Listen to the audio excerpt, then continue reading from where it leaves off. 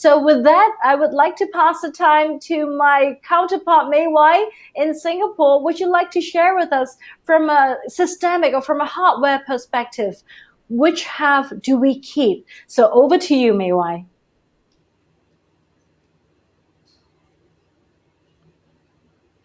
Good evening, everybody. Allow me to share with you today the deeper perspective of organizational change. As many of you would be familiar, globally, organizations are now moving into the next phase of organizational change, be it the second phase or the third phase, continuing to reorganize, restructure, consolidate by closures, complete closures. There have been impacts on commercial offices, manufacturing facilities, and people have been working from home, with many companies also allowing them to do so. Yet pre-COVID, there was already a high failure rate of organizational change ranging from 50 to 80%, where companies actually failed to meet change objectives due to weak change implementations, personnel change, etc. So I'm sure many would be very concerned about organizational change taking place during the pandemic.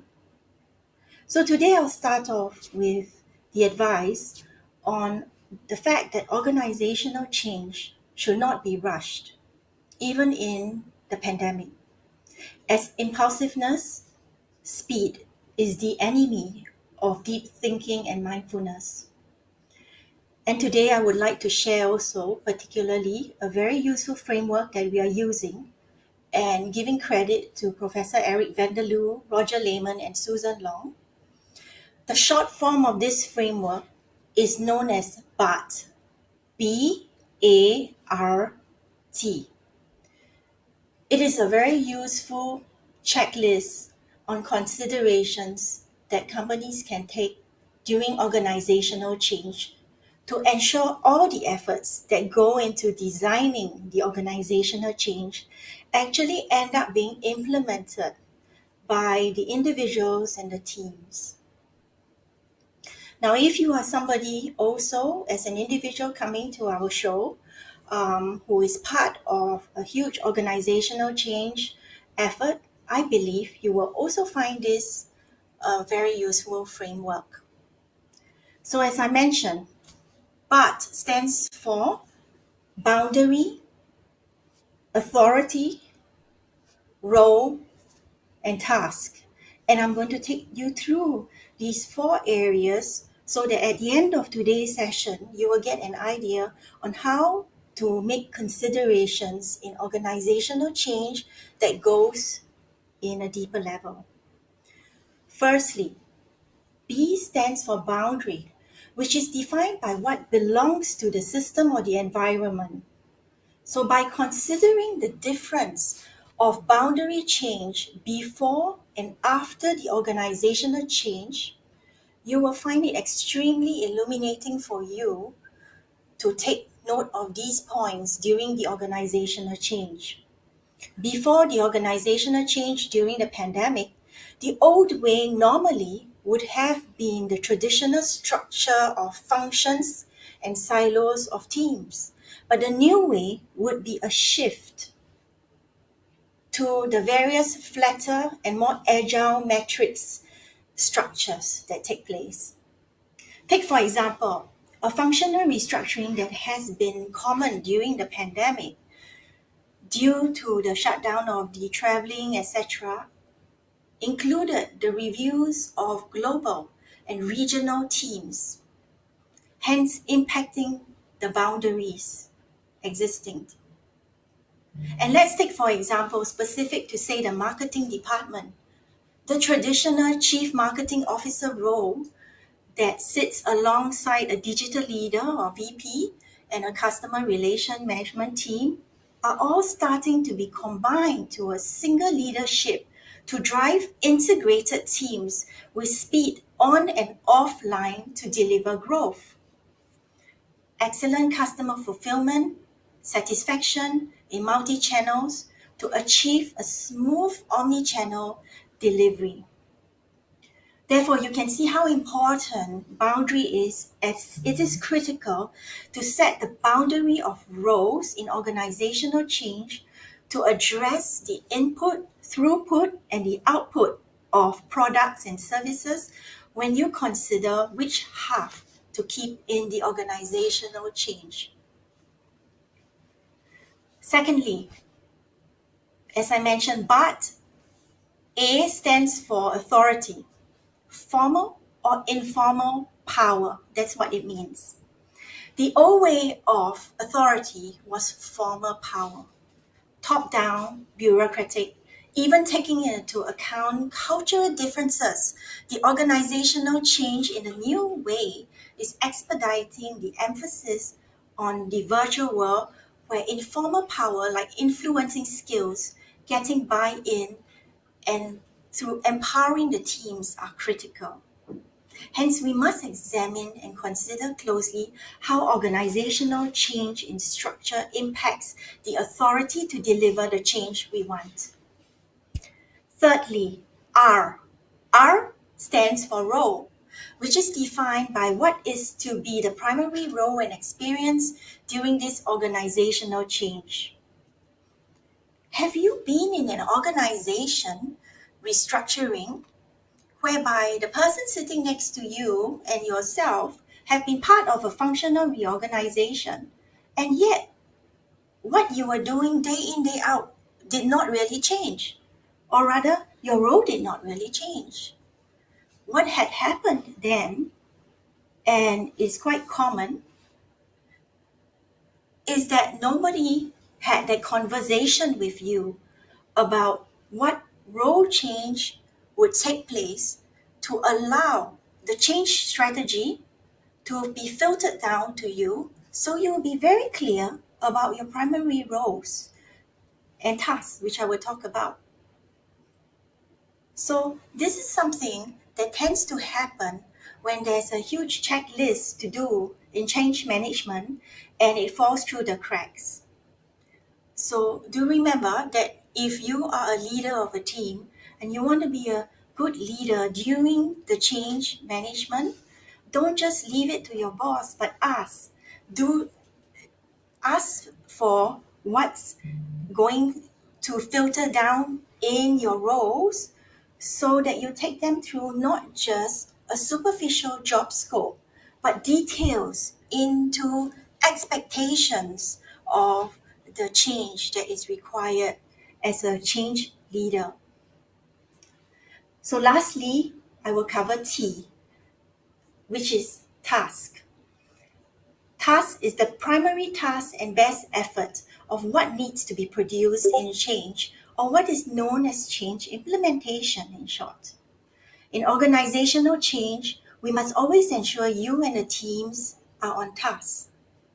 For instance, as I had mentioned in previous episodes on my change model, there's often a misconception and over-focus on the digital transformation being an outside change area, and it's still taking place because at the start of the project, the primary task was not properly defined without considering the bigger picture that digital transformation is actually a holistic change management that impacts organizational change in many cases.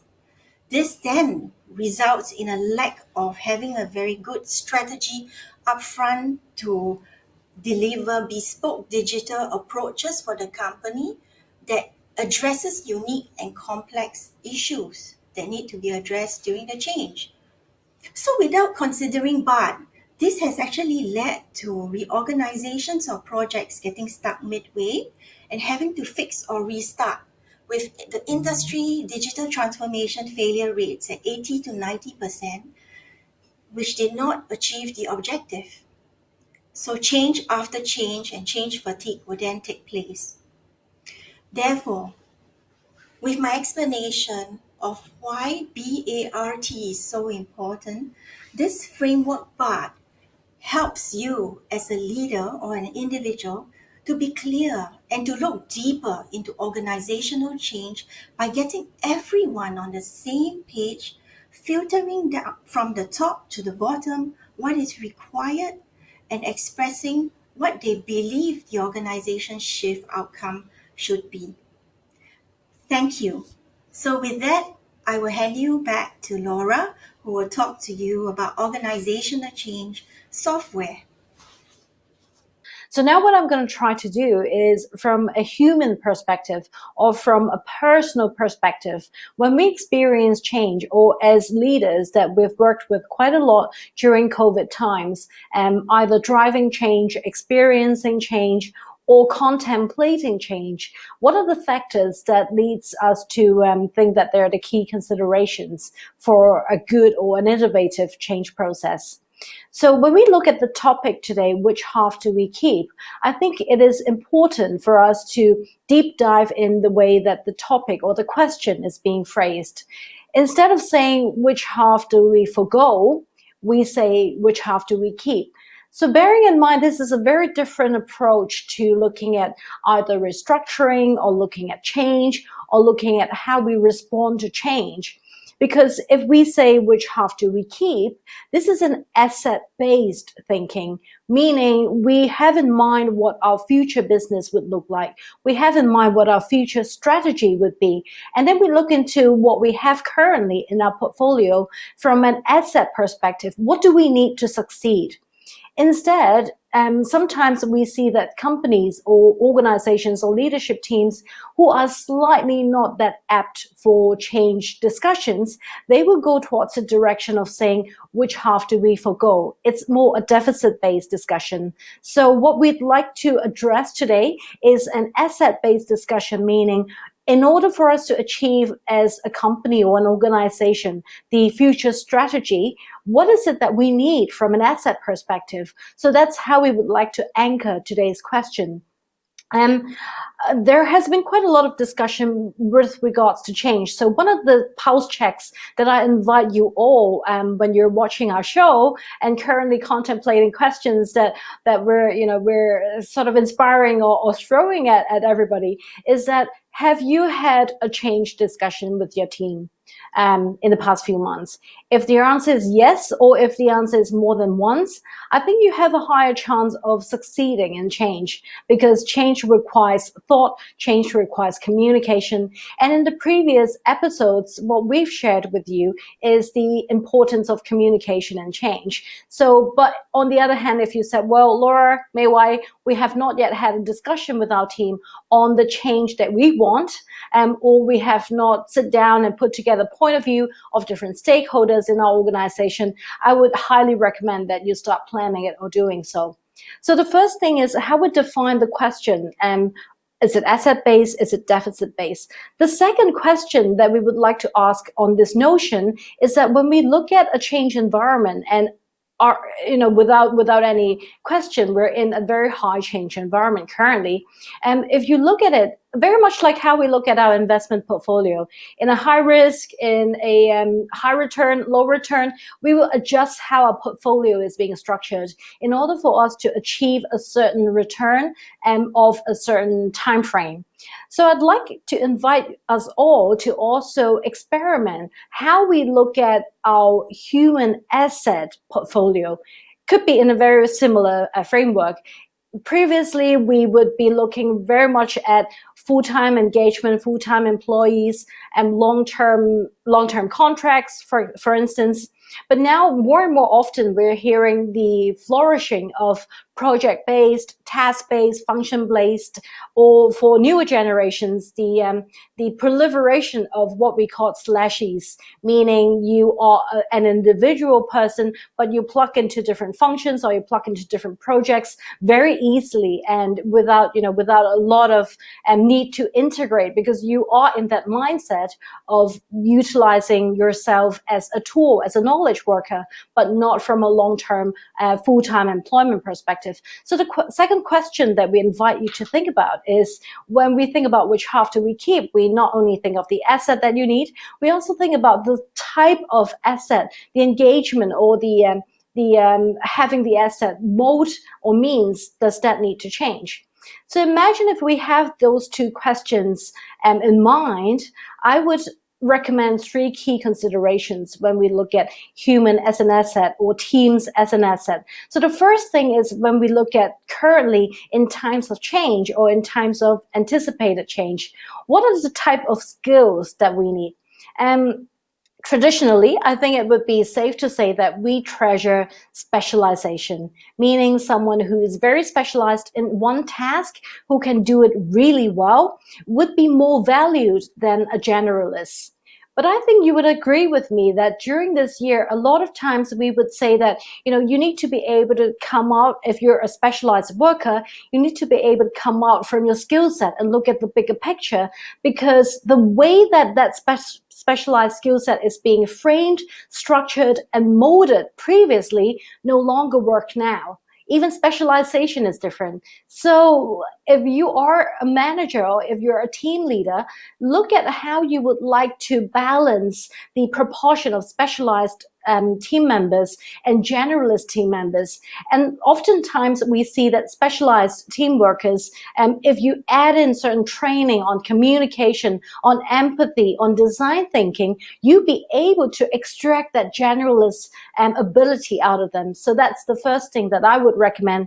And when we look at the human factor, are you looking at specialized workers or are you looking at generalist workers? What's the balance between the two? The second is in terms of mindset, particularly in a volatile, in VUCA world, we would highly recommend that we look at mindsets that are growth mindsets instead of fixed mindsets. And to be familiar with the growth mindset, it would mean constantly looking for ability to do better and to extract what is the situation and to be able to utilize that situation to your benefit. Fixed mindset, typically you hear them saying, this is how it's done, I will not change, or we used to do it this way, why are we changing? But growth mindset people, chances are they will be saying, is there a different way? Is there a different meaning to this? So in times of change, I think the proportion of growth mindset needs to outweigh fixed mindset, at least for a short period of time, because you are in a constantly changing world. So imagine if you're managing your leadership team, do you have sufficient growth mindset people in them? And the third consideration is whether or not we're able to realign interests. And by realigning interests, I would take reference to what we oftentimes refer to the game theory, which is a very rational, strategy-based way of aligning interests of teams. So traditionally or previously, before all these changes or innovations happened, I would guess that your team across all different layers, vertically or horizontally, they should have aligned a certain interest, vision, goal. Hence, your organization is functioning very effectively.